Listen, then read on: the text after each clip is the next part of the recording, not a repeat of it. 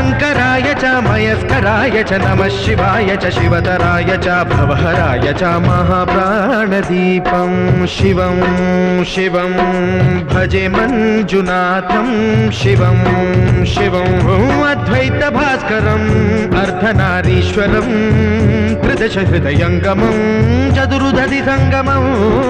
पञ्चभूतात्मकं षट्शत्रुनाशकं सप्तस्वरेश्वरं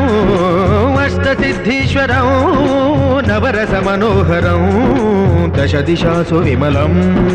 मेकादशोज्ज्वलं मेकनाथेश्वरं प्रस्तुतिवशङ्करं प्रणतजनकिङ्करं दुर्जनभयङ्करं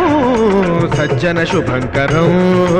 प्राणिभवतारकं प्रकृतिहितकारकं भुवनभव्यभवनायकं भाग्यात्मकं रक्षकम् ईशं सुरेशं